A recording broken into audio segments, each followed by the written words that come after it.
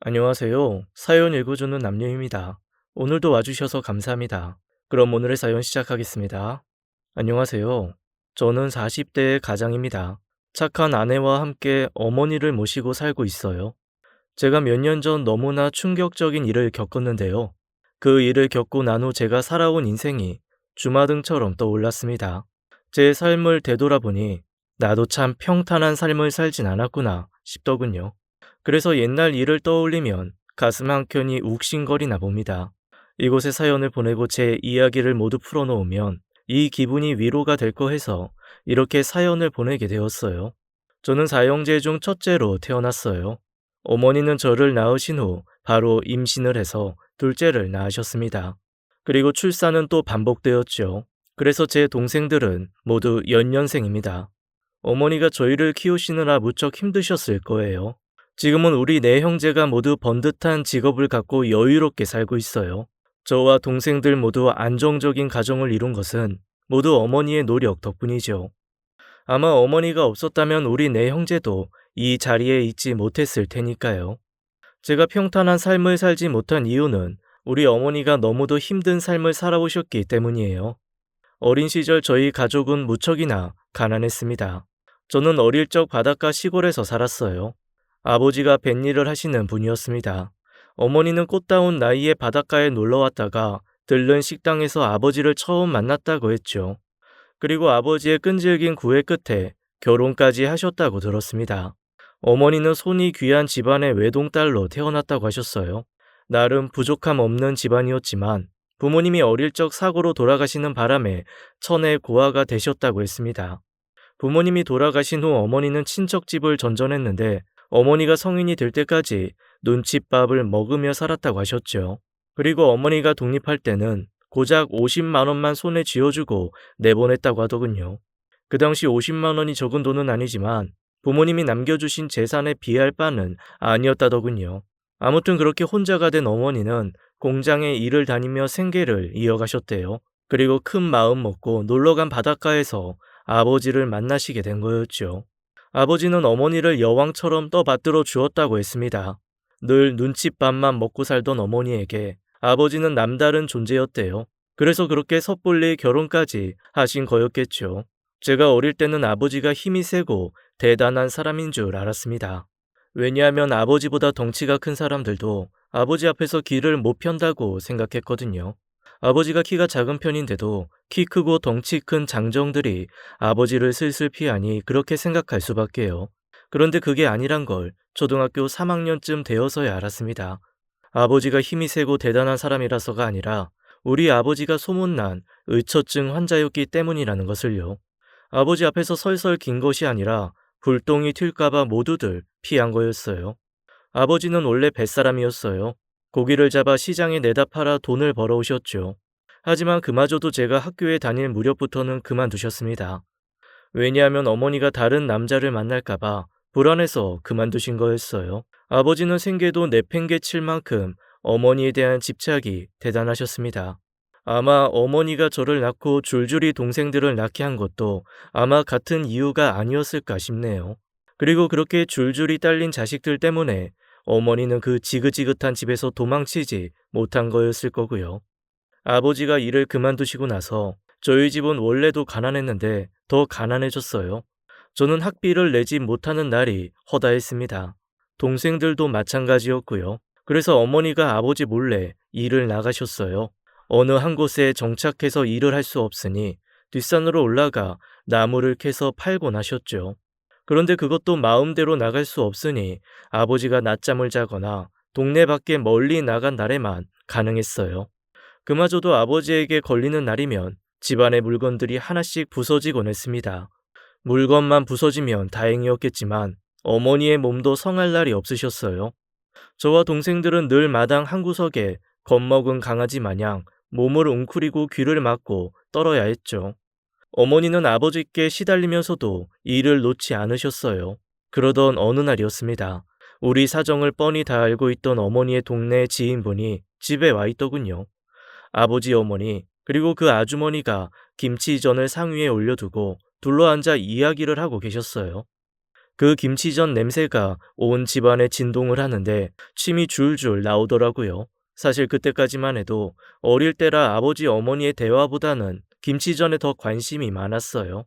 집안에 돈을 버는 사람이 없으니 굶는 날이 허다했거든요. 아무튼 아버지는 술 한 잔을 들이키고는 김치전을 한 입 크게 입에 우겨 넣으셨어요. 입에 김치전을 잔뜩 문 채로 말씀하셨죠. 무슨 말을 하려고? 아니 나까지 여기 앉으라는 거요? 아유, 그게 성철이 엄마 얘기 들어보니까 요즘 애들 밥도 제대로 못 먹는다면서. 이제 막내까지 학교 보내야 하는데 그럼 아무래도 돈이 더 들지. 그래서 나보고 이래서 돈 벌라는 소리 하려고 이따위 김치전 몇 장 붙여온 거요? 아유, 무슨 소리야. 내가 성철이 아빠한테 그런 얘기를 어떻게 해? 그게 아니라 성철이 엄마가 할 만한 좋은 일자리가 있어서 그래. 그 말에 아버지가 김치전이 놓인 상을 탕 소리가 나게 주먹으로 내리치셨어요. 그 소리에 저와 동생들은 입에 가득 고여있던 침을 꿀꺽 삼켜야 했죠. 성내지 말고 내 얘기 좀 끝까지 들어봐. 몇 달 전에 이 동네로 이사 온 대문 파란 집 있지? 그 엄청 부자라던. 거기 주인이 식모를 구한다네. 거기 순영 언니가 일하는 집 아니에요? 그래, 맞아. 그런데 순영이가 갑자기 친정아버지가 쓰러지셨다고 일을 급하게 그만둬야 된다네. 그래서 그 자리에 일할 사람 구하는 거야. 순영이가 나랑도 친하니까 나한테 부탁을 하더라고. 얼마 전에 성철 엄마 돈 없다고 나한테 돈 빌리러 왔었잖아. 내가 사정 뻔히 아는데 나라고 돈 빌려줄 재간은 없고 성철 엄마 일자리는 구해줄 수 있겠다 싶어서. 내가 우리 마누라 밖에 나다니는 거 싫어하는 거 몰라요. 이 동네 사람이면 다 아는 줄 알았는데 명주 아줌마만 몰랐던 모양이네. 나도 알지. 성철 아빠가 뭘 걱정하는지 다 알아. 그러니까 내가 일자리 선별해서 가져온 거고. 그 집 주인 댁이 다리가 성치 않아서 하루 종일 휠체어에 앉아 있거나 침대에 누워만 있는다고 하더라고. 그 뭐냐, 하반신 마비래나? 아무튼 그래서 집안일 좀 봐주고 할아버지 거동만 거들어주면 된다네. 게다가 월급도 엄청 많이 준대. 웬만한 회사 다니는 남자들만큼 준다니까 한번 가봐. 휠체어? 그럼 뭐 남자 구실도 못하겠구만. 아무튼 나는 알려만 주는 거고 결정은 둘이 알아서들 해. 나는 이만 가볼 테니까. 그날 아버지는 상에 놓인 김치전을 단 한 장도 남기지 않고 드셨고 김치전 먹을 생각에 기대하고 있던 저와 동생들은 큰 실망감을 안고 잠이 들어야 했습니다. 그리고 어느 날부터 어머니가 그 대문이 파란 집에 일을 다니기 시작하셨어요. 어머니가 일하시고 한 달 정도 지났을 때 저희는 평소 꿈도 못 꾸었을 고기를 먹게 되었습니다. 어머니가 닭 백숙을 해주셨는데 정말 그날의 그 맛이 지금까지도 잊혀지질 않아요. 어머니 덕에 먹을 게 풍족해졌지만 안 좋은 점도 있었습니다. 어머니가 돈을 벌어오시는 만큼 아버지가 술을 마시는 양도 많아졌다는 거였죠. 아버지의 술조정은 날이 갈수록 심해졌어요. 먹을 게 조금 풍족해졌다고 느낀 지 불과 몇 달이 채 되지도 않았는데 잊지 못할 사건이 생기고 말았습니다. 학교가 끝나고 집에 가는 길에 동생들을 모두 챙겨 집으로 가고 있었어요. 그 당시 하굣길에 어머니가 일하는 집이 있었습니다. 어머니는 가끔 그 집 대문 앞에 나와 제 손에 음식을 들려주시곤 하셨어요. 그날도 어머니가 그 집 앞에 나와 있지는 않나 싶어 유심히 그 집을 보며 걷고 있었습니다. 그런데 갑자기 그 집 창문에서 화분이 날아와 떨어졌어요. 그리고 그 창문 안에 보여진 광경에 깜짝 놀라 그 자리에 얼어붙고 말았죠. 아버지가 그 집 주인인 할아버지의 멱살을 잡고 흔들고 있었고 어머니는 아버지를 뜯어말리다 아버지가 휘두른 팔에 나가 떨어지고 있었어요. 저는 동생들을 대문 앞에 기다리게 하고 그 집으로 들어가 아버지를 말렸습니다. 한참을 할아버지를 향해 주먹을 휘두르던 아버지는 제 풀에 지쳐 손을 멈추더군요. 그곳의 현장은 너무나 처참했습니다. 할아버지는 바닥에 널브러져 누워 있었고 바닥엔 할아버지가 흘린 피가 여기저기 묻어 있었어요. 어머니도 얼굴 여기저기 발갛게 부어 있었습니다. 어머니는 저를 보고 어쩔 줄 몰라 하는 모습이셨어요. 너무 처참한 광경을 어린 제가 보고 서 있었으니 그러셨을 겁니다. 곧 경찰이 왔어요. 아마도 물건이 깨지고 어머니가 악악 소리를 지르는 소리에 이웃집에서 신고를 한 모양이었습니다. 이 영감탱이가 휠체어에 앉아있는 걸로 나를 속이려고 들어? 내 마누라한테 그동안 뭔 짓 했어? 보니까 거기가 부풀어 오르는 거 보니 그동안 할 짓 다 하고 있었네. 오쇼 경찰 양반들, 지금 잡아가야 할 건 내가 아니라 저 영감탱이라고. 저 인간이 내 마누라 건드렸다고. 아주머니, 그게 정말입니까? 혹시 무슨 불미스러운 일 있으셨어요? 아니에요. 저는 그저 어르신을 침대로 옮겨드리려던 것뿐이에요. 그런데 중심을 잃고 제 위로 쓰러지신 거고요. 그걸 보고 남편이 오해를 한 것 같네요. 당신 왜 똑바로 말 안 해? 당신도 저 영감탱이랑 한 마음이었던 거야? 예? 그런 거냐고? 아유, 거참. 그만 소란 피우고, 서로 가시죠. 어머니는 두 손으로 얼굴을 가린 채 소리 없이 우시는데 흐느끼는 목소리가 두 손 사이로 새어나왔습니다. 아버지는 그대로 구속되셨어요.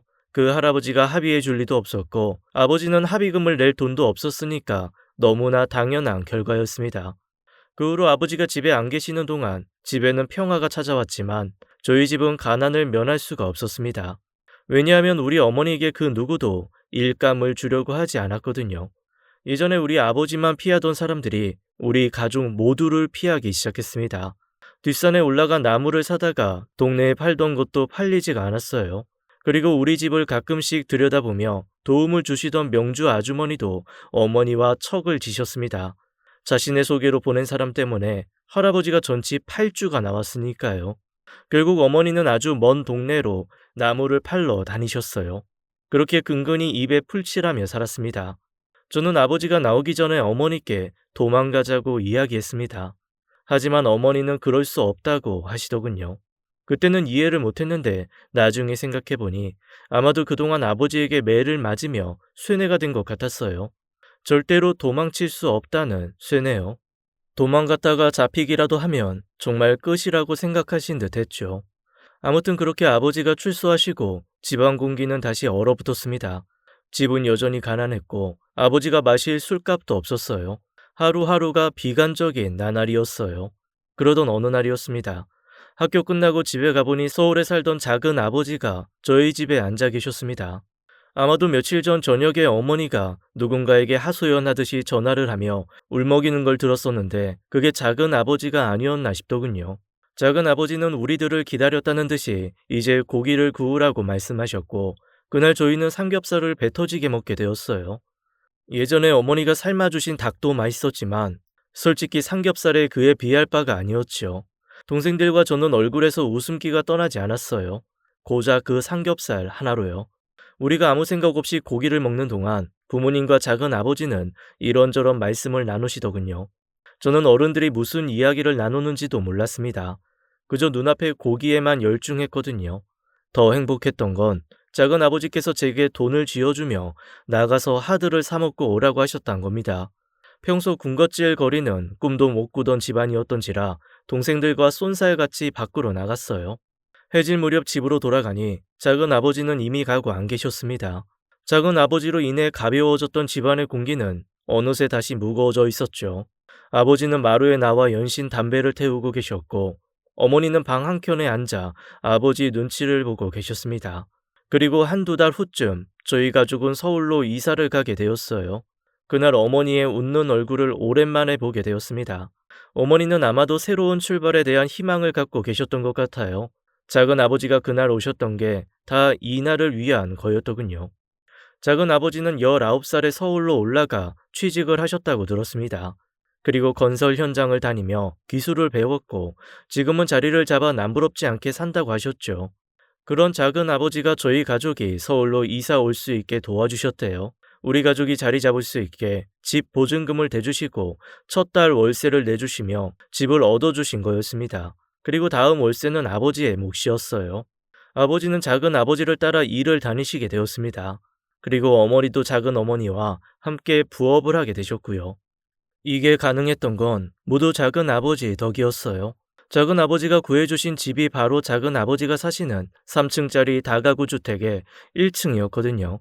작은 아버지는 2층에 전세로 살고 계셨어요. 방 2개에 화장실이 하나 딸린 집이었죠. 그리고 우리는 같은 건물 1층에서 살았습니다. 방 한 칸짜리에 아주 작은 집이었어요. 예전 시골집보다도 작았습니다. 서울이 물가가 비싸니 집이 작아지는 건 당연한 거였어요. 방 한 칸에 나무 문을 열고 나오면 아주 작은 부엌이 달린 집이었습니다. 화장실은 없었어요. 화장실은 그 건물 1층에 공용으로 쓰는 화장실이 있었는데 1층에 거주하는 세 집이 함께 쓰는 화장실이었죠. 저희 가족이 6식구나 되고 다른 집에 사는 식구들도 있으니 그 화장실을 쓰는 이들이 무려 10명이 넘었습니다. 아침마다 화장실 전쟁이었어요.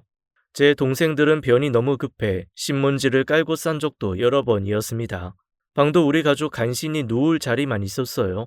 6식구가 모두 누우면 문조차 편히 열 수 없었습니다. 특히 제 자리가 문 쪽이라 아버지가 밤늦게 들어오시는 날이면 늘 잠에서 깨어 일어나야 했죠. 그럼에도 불구하고 전 이 집에서 사는 게 좋았어요. 왜냐하면 부모님이 두 분 다 일을 하시면서 생활이 나아졌거든요. 작은 아버지 덕분에 아버지는 안정을 찾아가는 듯 했어요. 작은 어머니가 항상 어머니와 함께 계시니 안심을 하시는 것 같았습니다. 어머니는 저희를 학교에 보내시고 나면 항상 2층으로 올라가 작은 어머니와 온종일 부업일을 하셨어요. 그리고 저희가 학교를 마치고 집에 오면 저희를 챙겨주시고 또다시 2층으로 올라가 아버지가 오실 때까지 일을 하셨습니다. 그러니 아버지가 안심을 한 거였죠. 그 당시 제가 초등학교 4학년이었어요. 어머니가 일하시는 동안 저는 동생들을 챙겼습니다. 씻기고 숙제시키고 다음날 들고 갈 학교 가방까지 싸두는 게 하는 게 제 일이었죠. 제 나름 철이 일찍 들었다고 생각하기 때문에 그 정도는 일도 아니었어요. 저는 체구가 좀 작았습니다. 아마도 어릴 적부터 잘 먹지 못해서 그런 게 아닐까 싶어요. 제 동생들도 크게 다르진 않지만 동생들은 저보다 덩치가 좋았습니다. 뭐 아무튼 해를 거듭할수록 동생들 덩치에 집이 점점 더 좁아져 갔어요. 아버지 어머니가 일하신 지도 2해를 넘어가니 이제 굶주리는 일은 없었고 오히려 돈을 세고 있는 어머니를 보는 날이 많아졌어요. 배가 부르니 다른 욕심도 생기나 보더군요. 동생들은 어머니 아버지를 졸라 더 큰 집으로 이사를 가자고 했습니다. 매일같이 이사 가고 싶다고 노래를 부르던 어느 날이었어요. 방 2개짜리로 집 좀 알아봐봐. 이 집에서 제일 가까운 집으로. 그 말에 어머니 얼굴은 활짝 피시고 동생들은 좋아서 소리를 꽥꽥 질러댔습니다. 다음 날부터 어머니는 작은 어머니와 함께 집을 보러 다니셨어요. 그리고 몇 집을 추려서 아버지께 보여드렸죠. 그런데 아버지는 마음에 안 드셨나 봅니다. 왜냐하면 작은 집과 거리가 조금 떨어져 있었거든요. 걸어서 20분 정도 걸리는 집이었어요. 아주버님, 이 집이 해도 잘 들고 집에 비해 값도 싸게 잘 나온 집이에요. 그래도 재수 씨네 부업하려면 거리가 좀 가까웠으면 좋겠는데. 내가 아무리 이 집 저 집 봤지만 코다울 거리에 있는 집은 없더라고요. 제일 가까워봤자 걸어서 10분인데 그 집은 곰팡이도 있고 애들한테 안 좋아요. 집이 깔끔하고 편안해야 사는 사람도 마음이 편하죠. 그럼 뭐 이 집밖에 없다고 하니까 이 집으로 아주 뭐. 당신 결정 잘했어요. 당신도 잘 때마다 불편하다고 그랬는데 이제 애들 방 따로 내주면 당신도 편하게 주무시겠네요. 작은 어머니의 설득으로 그 집으로 이사를 가게 되었습니다. 작은 어머니 댁처럼 3층 주택 중에 2층에 위치한 집이었어요. 어머니께 듣던 대로 집의 기운이 아주 따뜻하고 좋았어요. 제가 해 한 점 안 들어오는 1층 집에서 살아서 그런지 몰라도 창문으로 햇살이 들어오는 게 그렇게 좋을 수가 없었습니다. 방이 큼직한 게 2개나 있었고 게다가 더 놀라운 건 집안에 양변기 화장실이 있다는 거였어요. 그동안 푸세식 화장실만 써봐서 동생들은 양변기를 보고 모두 달려들었죠. 아버지도 정작 이사 오고 나서는 마음에 들어하는 눈치셨어요. 어머니는 아침마다 창문을 활짝 열고 매일같이 집을 쓸고 닦으셨어요. 집에는 예쁜 커튼도 달고 TV장을 사다가 TV도 놓았습니다. 학교 끝나면 TV 볼 생각에 신나서 걸음을 재촉하곤 했죠. 그렇게 우리 집도 점점 살만해지는구나 생각이 들었어요. 이대로만 살면 여한이 없겠다 싶었습니다. 그런데 사람 인생은 한치 앞도 알 수 없다더니 작은 행복 누리며 살기 시작한 지 얼마 안 되어 예기치 못한 일이 생기고 말았어요. 처음엔 그 일이 별일 아니라고 생각했습니다. 어머니가 부업 일을 하던 회사가 부도가 나면서 더 이상 일을 할 수 없게 된 거였어요. 작은 어머니는 이참에 일을 좀 쉬겠다고 하셨습니다. 작은 어머니야 외동딸 하나 키우는 입장이었으니 사실 당장 일을 그만둬도 상관없으셨을 거예요. 그러나 저희 어머니는 사정이 다르셨어요. 이사하느라 대출금도 조금 남아있고 어찌되었던 부업이 우리 집 생계에 나름 큰 역할을 했기 때문에 당장 일이 없어지는 건 안 될 일이었죠. 어머니는 작은 어머니 댁에 더 이상 가지 않으셨어요. 대신 새로운 일을 구하겠다고 밖으로 자주 나가셨죠. 그리고 식당 일을 시작하게 되었습니다. 이 여자가, 아니 식당 일은 무슨 식당 일이야? 당장 일 그만둬. 어떻게 그래요? 이 집 대출금도 남아있고 애들도 점점 커가는데 앞으로 돈 들 일 천지잖아요. 식당에서 일하는 게 부업보다 돈도 더 벌어요. 이 그놈의 돈 내가 벌어올 테니까 그냥 하지 말라고. 이 여자가 또 헛바람이 들었어? 어? 나 모르게 밖에서 무슨 짓을 하고 다니려고. 잔말 말고 그만둬. 아유, 알겠어요. 어머니는 아버지 앞에서 알겠다고 했지만 사실 아버지 말씀을 안 들으셨어요. 아버지 몰래 식당에 나가 일을 하셨죠. 저와 동생들에게 아버지 모르게 하라고 신신당부를 하시곤 일을 다녀오곤 하셨습니다. 어머니는 아버지가 집에 오는 시간보다 1시간 일찍 집에 들어오셨어요. 그래서 아버지는 어머니가 일을 다니시는 줄은 꿈에도 모르셨죠. 그날 그렇게 비가 많이 오지만 않았어도 아버지가 집에 일찍 들어오실 일은 없었을 텐데 하늘은 어머니 편이 아니었습니다. 아버지는 일을 나가셨다가 너무 비가 많이 와서 일이 취소되셨어요. 그래서 점심때쯤 일찍 집에 들어오시게 되었죠. 집에 어머니가 안 계시자 집이 발칵 뒤집어졌습니다. 사실 그날 저는 학교에 있던 시간이라 자세한 자초지정은 몰라요. 나중에 일이 모두 터지고 나서야 알게 된 거였죠. 어머니는 얼굴에 멍이 들고 결국 석 달을 못 채운 식당 일을 그만두셔야 했습니다. 그러고 끝났으면 좋았을 텐데 아버지의 의심병이 또다시 시작된 게 문제였어요. 아버지는 어머니가 밖에 나갈까봐 불안해서 일도 제대로 못하셨습니다. 일할 시간인데도 집에 있는 날들이 점점 늘어갔죠. 하루는 작은 아버지가 저희 집을 찾아오셨어요. 평소 인자한 작은 아버지가 그렇게 화가 나서 씩씩대는 모습은 처음 보았습니다. 형님, 일 똑바로 안 할 거요? 형님이 하도 말도 없이 사라지는 바람에 형님 소개한 내 체면이 말이 아니요. 그동안 착실하게 일 잘하시다가 갑자기 왜 이래요? 앞으로 하루만 더 안 나오면 형님이고 뭐고 일 못 주니까 그런 줄 아시오. 아버지가 자꾸 일을 안 나가니 작은 아버지가 난감한 모양이었어요. 함께 일하는 사람들의 원성이 자자하다며 앞으로 형이라고 봐주는 일이 없다고 으름장을 놓고 가셨습니다. 작은 아버지가 다녀가신 날 어머니가 아버지 앞에 무릎 꿇고 앉아 두 손을 싹싹 비셨어요. 당신, 내가 이렇게 빌게요. 나 이제 집 밖으로 한 발자국도 안 나갈 테니까 당신 내 걱정하지 말고 일 다녀요. 제발요. 이러다 우리 애들 또다시 굶겠어요. 이게 다 너 때문이야. 알아, 이 옆편네야. 작은 아버지가 다녀가신 후 며칠간은 아버지가 집에 보이지 않으셨어요. 아마도 일을 나가시는 모양이었습니다. 어머니는 아버지께 약속한 대로 집에서 살림만 하셨어요. 아버지는 퇴근하고 나면 항상 제게 어머니의 하루 일과를 묻곤 하셨습니다. 그래야지만 안심이 되는 모양이셨어요. 그 후 또 몇 달은 잠잠했습니다. 어머니의 머리채가 아버지의 손에 잡혀 끌려오기 전까지는요. 그날의 충격적인 장면은 아직도 잊혀지지가 않습니다. 제 기억 속에 너무나 선명하게 남아있어요. 어머니의 머리는 헝클어져 아버지 손에 쥐어져 있었고 어머니의 옷은 모두 갈기갈기 찢겨 있었습니다. 어머니는 아버지께 멱살이 잡힌 채 주저앉아 계셨어요. 온 집안은 잡동사니가 굴러다니며 엉망이었고 어머니의 얼굴은 빨갛게 푸르게 부어서 엉망이 되어 있었죠. 아버지의 짓이었어요. 내가 집으로 왔는데도 어머니를 발로 차고 때리려는 아버지였어요. 저는 제 온몸으로 아버지를 막았습니다. 엄마 때리지 마요. 저리 안 비켜? 우리 엄마 때리지 마. 엄마가 뭘 잘못했는데 우리 엄마가 뭘 잘못했냐고.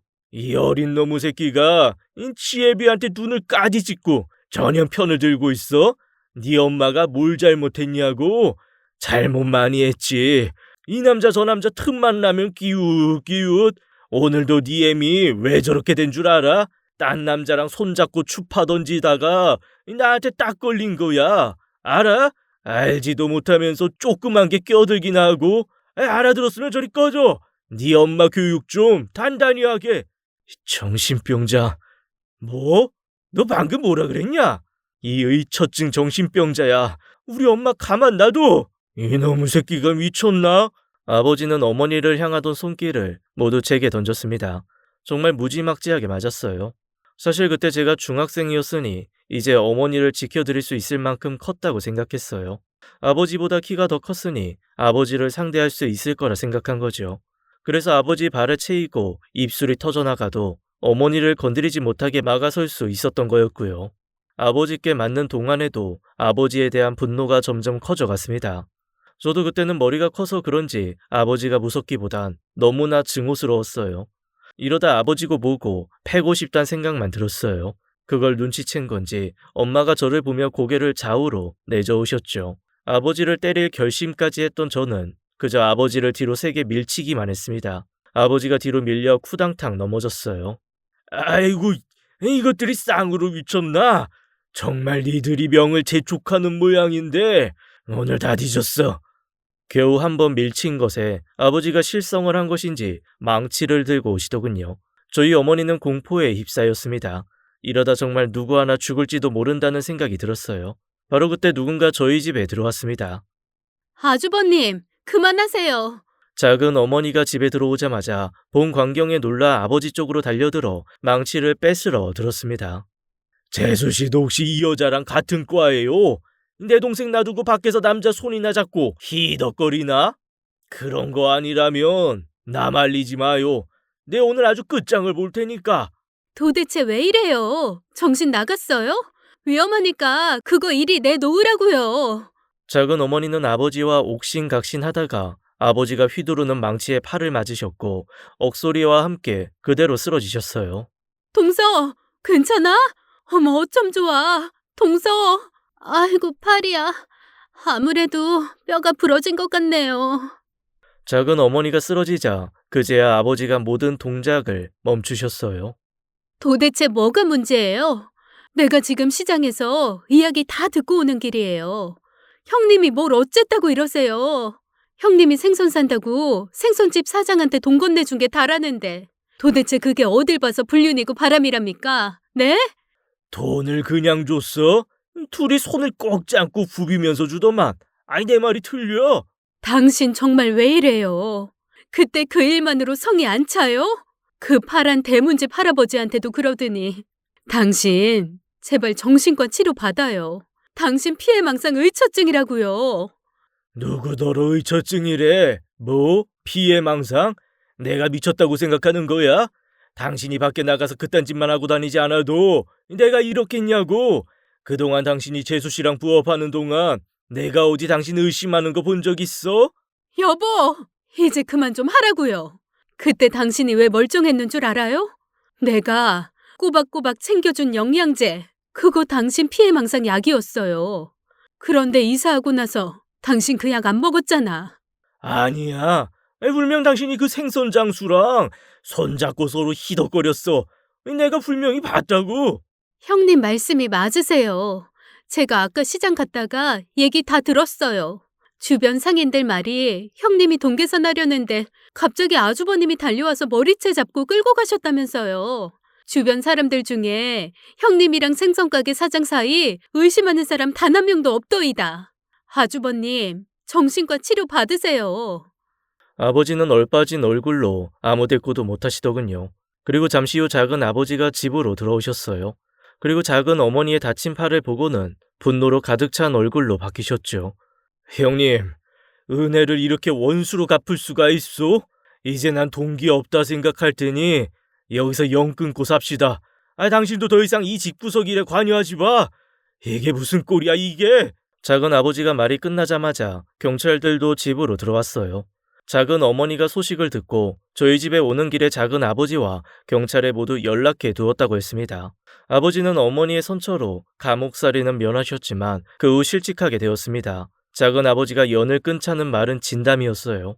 매일같이 술만 마시고 점점 가세도 기울어져 갔죠.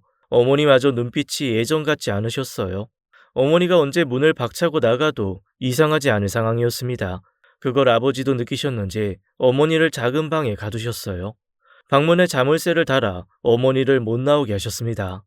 어머니는 어느 순간부터는 음식을 입에 대지도 않으셨어요. 마치 죽기로 작정한 사람처럼요. 저와 동생들은 하루도 눈물이 마를 날이 없었습니다. 그러던 어느 날이었어요. 나 좀 나갔다 올 테니까 집 잘 지켜라. 어디 가세요? 아이, 넌 알 거 없어. 얼마 전 아버지가 게임장에 드나드는 걸 본 적이 있었습니다. 아무래도 아버지는 그곳에 가는 듯 했어요. 장롱을 뒤지더니 돈 뭉치에서 10,000원짜리를 한 문큼 쥐고 나가셨거든요. 저는 아버지가 나가시자마자 장롱을 뒤져보았어요. 장롱 서랍 깊은 곳에 신문 뭉치가 손에 잡혔어요. 돌돌 말린 신문 뭉치를 풀어보니 그 안에 돈이 꽤 많이 나왔습니다. 우리 집에 이렇게 큰 돈이 있을 수가 있나 싶을 만큼 많이요. 지금에 와서 생각해보면 아마도 아버지가 우연히 도박장에 들렸다가 큰 돈을 딴 게 아닌가 싶네요. 하지만 그 당시엔 그런 걸 생각할 겨를이 없었어요. 왜냐하면 당장 어머니를 꺼내야 했으니까요. 저는 서둘러 망치를 들고 와 방문 앞에 달린 자물쇠를 부셔버렸습니다. 그리고 어머니께 돈을 손에 쥐어드렸어요. 엄마, 이거 받아. 그리고 빨리 도망가. 너 이 큰 돈이 어디서 났어? 그리고 도망이라니. 몰라. 장롱에 있던데. 아무튼 그게 중요한 게 아니고 엄마는 빨리 가라고. 더 이상 이렇게 살다가는 엄마도 죽고 우리도 죽을 것 같아. 그러니까 지금 당장 가라고. 엄마가 어떻게 떠나? 니들이 이 집에 이렇게 살고 있는데 엄마는 못 가. 엄마, 우리가 크면 엄마 찾아갈게. 그러니까 엄마는 지금 아빠 없는 데로 가서 살고 있어. 어? 엄마, 성훈이 말 들어. 이대로 엄마 안 나가면 나는 이 문 부셨다고 아빠한테 맞아 죽고 엄마는 도망치려고 했다고 갇혀서 죽어. 이러나 저러나 죽을 거면 엄마가 도망이라도 가는 게 낫잖아. 제발. 우리 크면 엄마 찾아갈게. 그때까지 잘 살고 있어.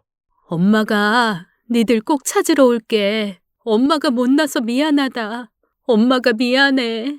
어머니는 저와 동생들을 끌어안고 한참을 우시다가 집을 나가셨어요.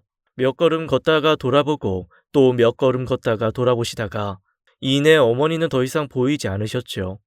어머니와의 이별로 슬픔도 잠시, 곧 공포가 엄습해 왔어요. 곧 아버지가 돌아오시면 나는 이제 끝장이구나 싶었습니다. 날은 점점 어두워졌고 저와 동생들은 집에서 덜덜 떨고 있었어요. 그런데 아무리 늦은 밤이 되어도 아버지가 집에 돌아오시질 않았습니다. 거의 뜬 눈으로 밤을 새우다시피 하다가 새벽에 겨우 잠이 들었습니다. 그리고 다음 날이 되었어요. 혹시 아버지가 와 계실까봐 발걸음 소리를 죽여가며 집안을 둘러보았습니다. 그런데 아버지가 집에 계시질 않았어요. 집에 들어왔다가 나간 흔적도 없었습니다. 무언가 이상하다는 생각이 들었어요. 혹시 아버지가 도망가는 엄마를 발견해서 엄마를 쫓아가신 건 아닐까 별의별 생각이 다 들었죠. 그리고 다음날 경찰들이 저희 집에 찾아왔어요. 경찰복을 입은 아저씨들을 보자마자 든 생각은 또 아버지가 어디서 사고 쳤구나 였어요. 지금까지 경찰 아저씨를 볼 때면 아버지가 누군가를 때렸을 때니까요. 그런데 경찰은 뜻밖의 소식을 전해주었습니다. 아버지의 부고 소식이었어요. 우리 집에서 1시간 정도 떨어진 곳에서 뺑소니 사고로 돌아가셨다고 했습니다. 아버지가 왜 그곳에 간 건지 도무지 이해가 가지 않았어요. 아버지의 일터도 아니었고 게임장이랑도 멀었는데 말입니다. 어머니 어디 계시니? 엄마는 집 나가셨어요. 언제 돌아오시는데? 일 다니셔? 아니요. 그게 아니라 가출하셨다고요. 경찰은 제 말에 난감해하며 일단은 알겠다고 하고 돌아갔어요. 경찰들은 뺑소니범을 찾으면 연락을 주겠다고 했지만 그 후로 어떠한 연락도 받지 못했습니다. 아버지의 부고 소식을 들은 작은 아버지께서 아버지의 장례를 치러주셨습니다. 3일장 내내 어머니는 모습을 보이지 않으셨죠. 아버지가 돌아가신 줄도 모르실 테니 너무나 당연한 일이었어요. 그 후 졸지에 저와 동생들은 고아가 되어버렸습니다. 그래도 마음씨 착한 작은 어머니의 보살핌 덕에 저희 사형제는 잘 지낼 수 있었어요. 앞으로의 삶은 막막할지언정 하루하루 불안하고 무서운 삶은 아니었습니다. 작은 아버지와 작은 어머니는 엄마를 수소문해서 찾는 듯 했어요. 하지만 그 어디에서도 엄마의 흔적을 찾을 수가 없었죠. 아버지가 돌아가신 지 1달 정도 지난 어느 날이었습니다. 어머니가 제 발로 집으로 돌아오신 거였어요. 저와 동생들을 본 어머니는 울부짖으며 저희를 끌어안으셨죠. 엄마는 니들 없으면 못 살아. 아무리 네 아버지랑 사는 이곳이 지옥이라도 니들 없이는 살 수가 없어. 한참을 우시던 어머니가 아버지는 어디 계시냐고 물었습니다. 저는 아버지의 부고 소식을 전해드렸어요. 어머니는 조금 놀란 듯 했지만 저희가 처음 아버지의 부고 소식을 들었을 때만큼은 아니었던 것 같습니다. 마치 예상이라도 한 것처럼 말이죠. 어머니는 저를 안아주시며 말씀하셨습니다. 우리 성철이가 고생이 많았겠네. 아버지 잘 보내드렸지? 기특한 내 아들. 엄마는 돌아가신 아버지를 모신 곳을 찾는 것보다 작은 어머니 댁을 먼저 찾아가셨습니다. 작은 아버지를 따라 일을 다니고 싶다고 하신 거였죠. 작은 아버지도 우리 집 사정이 딱했는지 어머니를 현장으로 데리고 다니시며 일을 배우게 하셨어요. 어머니는 그렇게 도배 보조 일부터 시작하셨습니다. 집안 사정이 어려워지면서 우리 가족은 한 번 더 이사를 가야 했어요. 높은 언덕에 해가 잘 들지 않는 집이었지만 그래도 어머니의 품 안에서 불안감은 누그러뜨리고 살 수 있었습니다. 그때부터 어머니가 저희 집의 생계를 온전히 책임지셨어요. 그리고 저희 네 형제를 열심히 가르치셨죠. 이 가난에서 벗어나는 방법은 공부뿐이 없어. 엄마 말 무슨 말인지 알지? 어머니가 코피를 쏟아가며 일을 하시니 저희 네 형제는 공부를 안 할 수가 없었어요. 너무도 성실한 어머니 밑에서 게으름을 피울 수가 없었습니다. 첫째인 저는 동생들에 대한 책임이 더 막중했어요. 그래서 더 책을 펴고 앉아있는 모습을 많이 보여주었죠. 동생들도 저를 따라 공부를 하는 모습이 대견하게 느껴졌습니다. 그렇게 고등학생이 되었고 저는 주말마다 아르바이트를 하며 용돈을 벌어서 썼어요. 그 돈으로 동생들 학용품을 사서 챙겨주기도 했지요. 어머니는 실력을 인정받는 도배사가 되셨는지 여기저기서 어머니를 찾는 곳이 많아졌습니다. 어머니도 일하는 즐거움을 찾고 뿌듯해 하셨죠. 이런 말 하면 좀 그렇긴 하지만 정말 아버지가 돌아가시고 나서는 인생이 살만했습니다. 어머니도 종종 그런 이야기를 하셨어요. 네 아버지 없는 세상 참 살만 난다. 그 사람 없는 인생이 이렇게 좋을 줄 알았다면 내 친작의 니들 데리고 나왔을 텐데 그게 참 한이 되네. 이 엄마 때문에 니들이 고생한 거 생각하면 엄마가 너무 미안해. 어머니는 그때는 혼자서 자립할 용기가 없으셨대요. 그런데 막상 아버지 없이 우리 네 형제를 건사하며 살다 보니 못할 것도 아니었다고 하셨습니다. 더 일찍 아버지에게서 벗어나지 못한 걸 후회하셨어요. 저희 가족은 작은 어머니 댁과 계속 왕래하며 지냈습니다. 일하는 어머니 대신 저희 사형제를 작은 어머니가 잘 챙겨주셨어요. 이제 성철이도 대학 갈 준비해야겠네. 입학금 걱정 말고 넌 공부만 열심히 해. 작은 엄마가 너희 형제 등록금은 못 해줘도 입학금 내줄 돈은 다 준비해놨어. 작은 어머니는 저희 네 형제 입학금까지 미리 다 준비해 놓으셨다고 하실 만큼 저희 식구들을 살뜰히 살펴주셨어요. 정말 좋은 분이셨죠. 그분의 마음에 보답하려면 더 열심히 공부해서 좋은 대학에 가야 했지만 저는 다른 길을 선택했습니다. 저는 고등학교만 졸업하고 아르바이트를 하며 공무원 시험 공부를 시작했어요. 작은 어머니는 제 선택을 많이 안타까워하셨지만 저는 어머니의 생계의 짐을 하루라도 빨리 덜어드리고 싶었습니다. 그렇게 아르바이트와 공부를 병행하다가 저는 1년 만에 건축직 7급 공무원에 합격했습니다. 합격한 날 어머니가 많이 기뻐하시고 또 미안해 하셨어요. 제 바로 밑에 동생도 저를 따라 공무원 시험 준비를 했습니다. 마찬가지로 저와 같은 고졸이었죠. 둘째도 고등학교 성적이 저와 엇비슷했는데 그래서 그런지 공무원 시험도 저와 같이 1년 만에 합격하게 되었어요. 저와 둘째가 안정적인 직장에 다니며 돈을 벌기 시작하자 집안에 여유가 생기더군요. 그래서 셋째와 넷째는 모두 대학에 갈 수 있었어요. 셋째가 숫자에 능하더니 회계사가 되더군요. 넷째도 그에 못지 않더니 세무사가 되었어요. 우리 네 형제는 어머니의 자랑이었습니다. 내가 부모 복 남편 복은 없어도 자식 복은 있나 보다. 누가 뭐래도 자식 복이 최고지. 이제 이 어미는 죽어도 여한이 없겠어. 죽기는요. 우리가 이렇게 큰 게 다 엄마 덕분인데요. 이제 자식들 덕 보면서 사셔야죠. 그래서 말인데요. 엄마 이제 일 그만두시는 거 어때요? 그래요. 엄마, 이제 우리들이 돈 많이 벌어오니까 엄마는 그만 쉬세요. 아이고 아서. 니들이 번 돈은 니들 돈이지. 그게 왜 내 돈인 것처럼 이야기를 해? 니들도 장가도 가려면 부지런히 돈들 모아. 엄마가 니들한테 집 하나씩 못 해주는 게 미안하지. 그래도 이 엄마가 노후 준비는 철저히 해서 자식들 민폐 끼치는 짓은 안 할 거다. 그러니 일 그만둬라 어째라 하지 말어. 동생들이 번듯한 직장인이 되고 우리 가족은 여느 가족들과 다름없이 평범한 가족이 되어갔어요. 제 어릴 적 꿈이 남들처럼 평범하게 사는 거였는데 꿈이 거의 다 이루어진 셈이었죠. 더 이상 가난하지도 않았고 누군가 다칠지도 모른다는 불안함 속에서 살지 않아도 되는 평온한 일상이었습니다. 그 일상을 동생들과 함께 만끽하며 지냈어요. 그리고 동생들이 하나둘 결혼을 하기 시작했죠. 가장 먼저 결혼한 건 둘째 성훈이었어요. 둘째를 시작으로 셋째, 넷째도 줄줄이 결혼을 했습니다. 다들 결혼해서 자식을 낳아 기르는 재미에 푹 빠져 있었고 어머니도 손주 보는 재미가 인생의 낙이라고 하셨어요. 반면에 저는 명절이라고 다 같이 모이는 날이면 잔소리를 들어야 했어요. 아이고 예뻐라. 이 손 좀 봐. 얼마나 작고 예쁜지 봐도 봐도 예쁘구나. 그렇게 손주가 예쁘세요? 그럼 예쁘고 말고 니들이 나한테 준 선물 중에 이보다 좋은 게 세상에 없다. 이제 네 형만 결혼해서 손주 안겨주면 내가 여한이 없겠어. 성철이 넌 만나는 사람 없니? 아이, 왜 또 얘기가 그리로 흘러? 저 결혼 생각 없어요. 결혼 생각이 왜 없어? 그만하면 평생 먹고 살 좋은 직장 있겠다. 인물 훤하다. 뭐가 부족해서? 혹시 너 동생들 장가 갈 때 한미천씩 떼줘서 그러냐? 어머니 말씀에 동생들 사이에 일순간 정적이 흘렀습니다. 참 엄마는? 재수 씨들도 있는데 무슨 소리야? 떼주긴 뭘 떼줘. 모아놓은 것도 없어서 별로 해주지도 못했구만. 형, 이제 우리 아버지 노릇 그만해도 돼.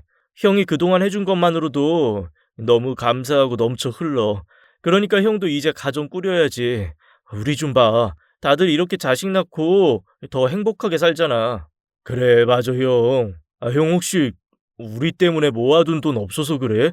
그런 거면 우리가 어떻게 해서든 형 장가 갈 돈은 마련해 볼게. 형은 형수님만 모셔와. 형들 다 그렇게 해줄 거지? 걔람, 큰형 위해서라면 그 정도는 해줘야지, 안 그러냐? 그러니까 형 이제 우리들 건사하겠다고 애쓰는 그런 무거운 짐은 내려놔. 이제 내려놓을 때도 됐잖아. 어머니는 제 손을 꼭 잡아주며 고맙고 대견한 아들이라고 안아주셨습니다. 그러자 동생들도 모두 달려와 저를 안아주었어요. 한 덩치 않은 동생들 탓에 숨이 막혀 죽는 줄 알았어요. 그날 동생들이 제 노고를 알아주는 말에 그동안에 고생해왔던 내 모습이 떠올라 절로 눈물이 나왔어요. 참는다고 참았는데 눈시울이 붉어지고 눈물이 후두둑 떨어지더군요. 재수 씨들 앞에서 제가 아주 민망해서 혼났습니다. 아무튼 그 후로 동생들의 푸시가 점점 더 세졌어요. 재수 씨들도 아는 언니, 아는 동생들을 소개해주겠다며 난리였어요. 일일이 전화로 거절하는 것도 일이었죠. 사실 제가 그동안 만나는 여자들이 없었던 건 아니었어요. 몇 명 있었지만 만나는 여자들이 홍기가 찰 때마다 저와의 결혼을 물어왔죠. 그럴 때마다 저는 그 여자들에게 아직 준비가 안 되었다고 얘기했어요. 집안 사정을 대충 이야기하고 동생들 장가 갈 때도 결혼 자금을 대줘야 해서 나는 결혼하기 힘들 것 같다고 했죠. 그럼 처음엔 이해한다고 했던 그녀들이었지만 시간이 갈수록 지쳐나가 떨어졌어요. 7급 공무원이라는 타이틀만 보고 만난 여자는 저의 집안 사정이 어려운 집안이구나 싶었는지 슬금슬금 눈치를 보며 자연스럽게 헤어짐을 고하더라고요. 그렇게 33의 마지막 이별을 끝으로 누구도 만나지 않으려고 했습니다. 만남의 끝이 이별이라면 애초에 시작을 하지 말자고 생각했죠. 그러다 같은 직종에 종사하는 한 여직원을 알게 되었어요. 홍기가 찼는데도 아직 시집을 가지 않은 처자였는데 몇 년이 더 흘러도 혼자더군요. 우연히 함께 일하는 날이 있어서 물은 적이 있습니다. 지수 씨는 결혼 안 하세요? 실례인 줄은 알지만 얼굴도 예쁘시고 직장도 탄탄한데 왜 결혼 안 하시나 해서요. 지금 성철 씨 본인 얘기하시는 거예요? 얼굴도 잘생기고 직장도 탄탄한데 결혼 안 한 사람. 그거 성철 씨잖아요. 뭐 각자의 사정이 있는 거죠. 그 후 지수 씨에게 눈길이 많이 갔어요. 친한 척을 하며 다가가다 보니 그녀의 사정을 알게 되었죠. 저와 별반 다르지 않았습니다. 동생들 건사하느라 자신의 일은 뒷전이었던 거였어요. 우리는 동질감을 느끼며 가까워졌어요. 그리고 사귀게 되었고요. 서로 결혼에 대한 부담 없이 만나기로 한 거였죠. 그렇게 사귀기를 3년이 흘렀을 때 동생들의 푸시가 시작된 거였어요. 이제 저도 결혼할 만큼 준비가 되었다고 생각했습니다. 그래서 그녀에게 프로포즈를 해야겠다고 마음먹었어요. 제 나이 40에 어머니는 점점 연로해지시니 더 그래야겠다는 생각이 들었죠. 결심을 하고 나니 마음이 급해졌습니다. 프로포즈를 위한 반지도 사고 이것저것 계획을 세웠어요. 주말에 프로포즈를 해야겠다고 마음먹고 긴장된 마음으로 출근을 했습니다. 저, 지수씨, 잠시만요. 아, 성철 씨.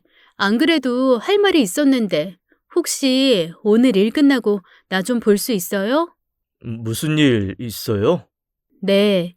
자세한 이야기는 이따가 만나서 해요. 그녀는 심각한 얼굴로 제게 일 끝나고 보자고 하더라고요. 혹시 그만 만나자는 걸까 싶어 심경이 복잡했습니다. 애초에 결혼 얘긴 하지 않기로 하고 만난 거였기 때문에 더욱 그랬어요. 혹시 내가 프로포즈 하려는 걸 눈치채서 헤어지자는 걸까? 이런저런 생각이 머릿속에 맴돌았죠. 지수 씨가 나를 데려간 곳은 어머니 댁에서 가까운 한 빌라였습니다. 갑자기 이곳에 날 데려온 이유가 뭔지 궁금했어요. 열쇠로 문을 따고 들어간 그녀는 잠시 화장실에 다녀온다며 저에게 잠시 기다리라고 하더군요. 저는 그녀가 없는 동안 집을 둘러보았습니다. 도배가 된 지 얼마 되지 않았는지 집안에 온통 새 것들 냄새가 났어요. 그 집이 지수 씨 집 일리 없었습니다. 불과 며칠 전에 데려다 줄 때만 해도 이 집이 아니었거든요. 혹시 이사를 한 건가라는 생각이 들 무렵 닫힌 방문 틈으로 남자 비명소리가 들려왔어요. 저는 깜짝 놀라 소리가 난 곳으로 가보았습니다. 긴장된 마음으로 방문을 열며 소리쳤어요. 거기 누구야? 그러자 방 안에서 폭탄 소리가, 아니, 폭죽 소리가 들렸어요. 사람들의 환호성과 함께 박수 소리가 터져 나왔죠. 그곳에서 상상도 못한 사람들을 보게 되었어요. 바로 제 동생들과 어머니였어요. 정신을 차리고 방 안을 둘러보니 저와 지수 씨가 함께 찍은 사진이 벽마다 빽빽히 붙어 있었어요. 이게 무슨 일인지 어안이 벙벙해 하는데 뒤에서 지수 씨가 나타나 제게 꽃다발을 내밀더군요. 그러고는 제게 결혼하자고 말했습니다. 가족들 앞에서 여자에게 프로포즈 받는 게 너무 쑥스러웠지만 그보다 감동이 더 컸습니다. 지수 씨가 어떻게 우리 가족들을 한자리에 불러 모을 수 있었는지 의아했어요. 놀랐어요? 사실은 제가 한 달 전에 성철 씨 어머니 찾아뵀어요. 성철 씨랑 결혼하고 싶다고 허락받고 싶어서요. 성철 씨 그동안 가족들 챙기느라 자기 일은 뒷전이었잖아요. 그런 성철 씨한테 결혼하자고 조르는 것보다 어머님이랑 가족들 의견 들어보고 결정하는 게 좋겠다 싶었거든요. 혹시 기분 상했어요? 아니요. 그게 아니라 너무 당황스러워서요. 오늘 내가 프로포즈 하려고 반지도 준비하고 또 이것저것 많이 계획했는데 그게 다 무슨 소용이었을까 싶을 만큼 지수 씨 프로포즈가 너무 대단해서 놀랐어요. 그런데 지수 씨 결혼 생각 없는 거 아니었어요? 아니요? 아니, 네. 원래 생각 없었는데 지금은 바뀌었어요. 뭐 사람 생각은 계속 변하고 그런 거니까. 아무튼 그래서 제 프로포즈는 받아주는 거예요, 아니에요? 아, 맞다. 여기 반지. 저는 주머니에서 주섬주섬 반지를 꺼내 지수 씨에게 끼워주었고 동생들은 소리를 지르고 난리 부르스를 쳤네요. 어머니는 울먹이는 표정으로 지수 씨를 안아주며 고맙다고 하셨어요. 그리고 저는 초고속으로 결혼식을 올렸습니다. 그동안 결혼을 늦게 미뤄온 만큼 결혼식만큼은 최단 코스로 빠르게 진행했어요. 상견례 날 어머니와 장모님은 손을 꼭 맞잡고 서로의 자식을 잘 부탁한다고 몇 번이나 머리를 숙이셨습니다. 아참, 아내가 저를 불렀던 그 집은 동생들과 어머니가 함께 마련해준 제 신혼집이었어요. 아내가 어머님 댁에 다녀간 후 동생들과 어머니는 집부터 알아보러 다녔다고 하더군요. 그리고 적당한 집을 찾아 얻으셨다고요. 만약 제가 결혼 안 하겠다고 하면 집으로 저를 협박할 생각이셨다고도 했습니다. 그렇게 제 인생에도 꽃길 인생이 펼쳐졌어요. 나이 40 넘어 로맨스를 시작했죠. 아내는 곧바로 임신을 했고 그 소식을 가장 먼저 어머니께 전해드렸어요. 이제야 내 마지막 숙제를 끝낸 것 같네. 성철아, 그동안 애 많이 썼다. 정말 고맙다. 누구보다 어머니가 참 많이 행복해 하셨습니다. 이대로 해피엔딩이었다면 얼마나 좋았을까요? 하지만 한치 앞도 모르는 게 사람 인생이더군요. 어머니 생신날을 기념해서 가족들 모두가 모였습니다. 고급 한정식 집에서 외식을 하고 모두 각자 집으로 흩어졌어요. 저는 만삭인 아내를 집에 내려다주고 어머니를 모시고 어머니 댁으로 향했습니다. 어머니는 피곤하셨는지 차에서 잠이 드셨어요. 그리고 집 앞에 도착했을 무렵 잠에서 깨어나셨죠. 어? 여기가 어디야? 깨셨어요. 집 앞에 다 왔어요. 너 성철이니? 성철이 너 얼굴이 왜 이래? 왜 이렇게 많이 상했어? 주름도 많아지고. 근데 여긴 어디니?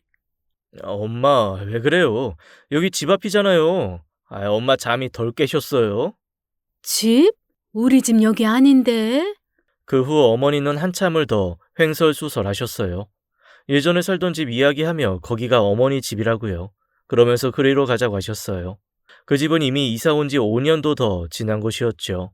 저는 어머니가 잠꼬대를 하시는 건가 싶기도 하고 치매인가 싶어 걱정도 되었어요. 그러다 어머니가 갑자기 무릎이 아프시다고 하셔서 어머니를 모시고 집으로 들어갔습니다.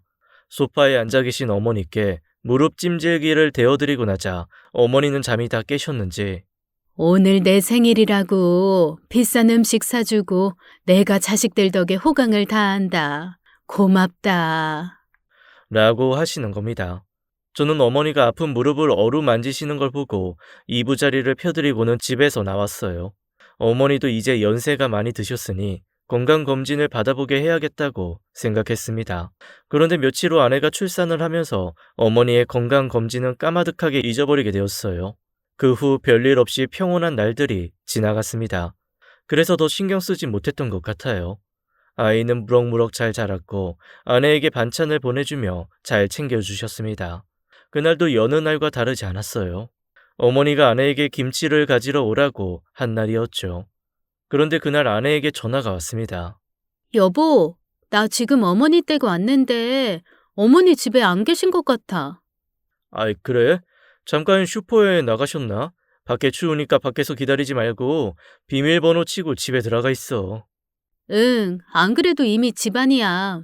그런데 여보, 어머니가 가스불을 켜놓고 나가셨어. 뭐? 아니, 어머니는 위험하게 가스불을 켜놓고 어디 가신 거야? 그러게, 내가 와서 불 껐으니 망정이지. 아니었으면 불날 뻔했어. 근데 전화도 안 받으시네. 그럼 일단 김치만 챙겨서 집으로 와. 어머니한테는 내가 연락해볼게. 그렇게 아내는 김치만 챙겨서 집으로 돌아왔고 저는 회사에서 수시로 어머니께 전화를 걸었습니다. 하지만 어머니는 끝내 전화를 받지 않으셨어요. 나중엔 전화기도 꺼져 있더군요. 저는 불안한 마음에 퇴근을 하자마자 어머니 댁으로 향했습니다. 아내 말대로 벨을 눌러도 어머니는 나와 보시지 않으셨어요. 저는 집을 여기저기 둘러보았습니다. 그러다 안방 어딘가에서 이상한 소리를 듣게 되었어요. 그 이상한 소리는 장롱 안에서 들려오는 거였습니다. 저는 설마 하는 마음으로 장롱 문을 조심스레 열어보았어요. 그리고 그곳에 잠들어 있는 엄마를 발견하게 되었어요. 엄마! 엄마 일어나 봐요! 깜짝 놀란 듯이 잠에서 깬 어머니는 어리둥절한 표정이셨죠. 엄마, 왜 여기서 이러고 주무세요? 아니, 성철이 네가 여기 웬일이냐? 어머니는 아무 기억도 안 난다고 하셨어요. 이불을 개어 넣는 것까지 기억이 나는데 그 후에는 기억이 없다고 하셨죠. 걱정된 마음에 달려왔는데 어머니에게 별일 없으셔서 놀란 가슴을 쓸어내리긴 했지만 어머니의 행동들 하나하나가 걱정이 안 될 수가 없었습니다. 저는 결국 어머니께 건강검진을 받아보자고 말씀드리고 나왔어요. 저는 다음 날도 퇴근 후 곧장 어머니 댁에 들렸습니다. 벨을 눌렀는데 또 안 계시더군요. 어제처럼 직접 문을 열고 들어갔어요. 오늘은 어제처럼 장롱에서 코 고는 소리가 들리지 않았죠. 저는 어머니께 전화를 걸어보았어요. 그런데 집안에서 벨소리가 들려왔습니다. 뭐야? 핸드폰 두고 나가셨나? 요새 너무 자주 깜빡하시네. 그러다 갑자기 불현듯 드는 생각에 온몸에 소름이 끼쳤습니다. 저는 안방으로 달려가 장롱 문을 열어보았어요. 그리고 그곳에서 웅크린 채 벌벌 떨고 있는 어머니를 보게 되었죠. 여보, 내가 잘못했어요. 내가 이렇게 빌게요. 제발 때리지 마세요. 어머니는 저를 아버지로 착각하며 알아듣지 못할 말들을 하기 시작하셨어요. 어머니 정신 차려요. 내가 왜 아버지예요? 나 성철이에요, 엄마. 엄마! 당신 그때 죽은 거 아니었어요? 그때 분명히 차에 치이는 거 봤는데. 내가 이렇게 빌게요. 나 잡아가지 마요. 나 우리 애들 키워야 돼. 엄마! 어머니는 저를 아버지로 착각하며 공포에 질려 있었습니다. 내가 잘못했어요. 내가 잘못했어. 이렇게 빌게요. 제발 나 데려가지 마세요. 보다 못한 저는 어머니를 붙잡고 세게 흔들었습니다. 엄마 그만해요. 그만하시라고요. 어머니가 뭘 잘못했는데. 제 소리에 어머니가 놀라셨는지 소변 실수까지 하셨습니다. 저는 어머니를 진정시키며 어머니를 한숨 주무시게 했어요. 어머니는 내리 3시간을 주무시더군요. 잠에서 깨어나신 어머니는 제가 알던 어머니 모습 그대로였어요. 저는 어머니께 물었습니다. 엄마, 아까 그게 무슨 소리였어요? 응? 뭐가 말이냐? 아버지 차에 치이는 거 봤다는 말, 그게 무슨 소리냐고요? 어머니는 그 한마디에 그 자리에 풀썩 주저앉으셨어요. 그리고는 눈물을 터뜨리며 가슴을 쥐어 뜯으시더군요. 아버지가 돌아가신 날, 어머니와 아버지만 아는 둘만의 비밀이 있었습니다. 어머니가 집을 나가시던 날, 아버지가 도망가는 어머니를 보았다고 했습니다. 그리고 어머니를 미친 듯이 쫓아갔다고 했어요. 어머니는 잡히지 않으려고 미친 듯이 도망가셨고요. 그렇게 1시간을 넘게 도망치며 뛰는데 어머니를 쫓아오던 아버지가 골목에서 튀어나온 트럭에 부딪혔다더군요. 아버지가 쓰러지시는 걸 어머니도 보았다고 하셨어요. 아버지가 차에 치인 곳은 골목이 얼기설기 얽힌 미로 같은 곳이라고 했습니다. 어머니는 잠시 서서 아버지를 바라보셨대요. 그리고 아버지가 팔다리를 허우적대는 걸 보고는 놀라 다시 도망을 치셨다고 했습니다.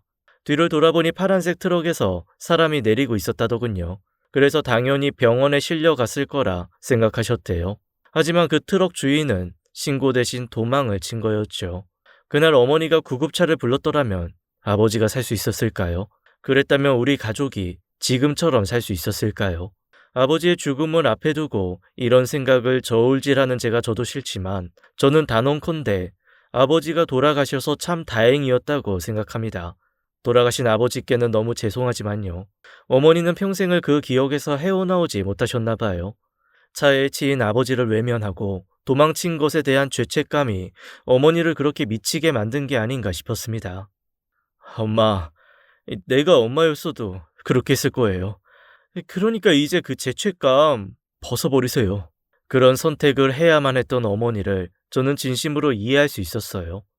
저는 다음날 바로 건강검진 예약을 했어요. 대기 순번이 한참 뒤라 한 달 후쯤에야 어머니를 병원에 모시고 갈 수 있었습니다. 역시나 예상했던 대로였어요. 어머니가 치매를 앓고 있다고 하더군요. 지금은 약을 드시며 치매 속도를 늦추고 있습니다. 여전히 어머니는 제게서 아버지를 보세요. 그럴 때마다 너무나 고통스럽지만 더 고통스러워할 어머니를 생각하면 제 심정을 내색할 수가 없네요. 조금만 더 오래 온전한 기억으로 우리 곁에 계셔 주셨더라면 좋았을 텐데 하늘이 원망스럽지만 그래도 늘 감사한 마음으로 살고 있습니다. 어머니 덕분에 저와 제 동생들이 행복한 가정을 꾸렸으니까요. 그 후 저는 어머니의 치매 사실을 가족들에게 알리고 어머니를 저희 집으로 모시고 오게 되었습니다. 동생들이 참 많이 속상해했죠. 그래서 아버지의 사고가 났던 날의 진실은 차마 이야기해주지 못했습니다. 동생들이 속상해하는 건 그렇지만 어머니가 그동안 숨겨온 데에는 이유가 있었을 테니까요. 그래서 이건 저와 어머니의 비밀 이야기예요. 아직까지는 아무도 눈치채지 못했으니 다행이라고 해야 할까요? 하지만 이것도 잠시뿐이겠죠. 어머니를 저희 집으로 모시고 난 후 동생들의 방문이 잦아졌거든요. 동생들이 알게 되더라도 저와 같은 생각일 거라 믿어 의심치 않아요. 아무튼 지금은 동생들과 함께 힘을 합쳐 어머니를 잘 보살펴 드리고 있어요. 그동안 자식들 위해 고생하신 어머니께 충분한 보상이 될지는 모르겠지만 동생들 모두 최선을 다하고 있어요.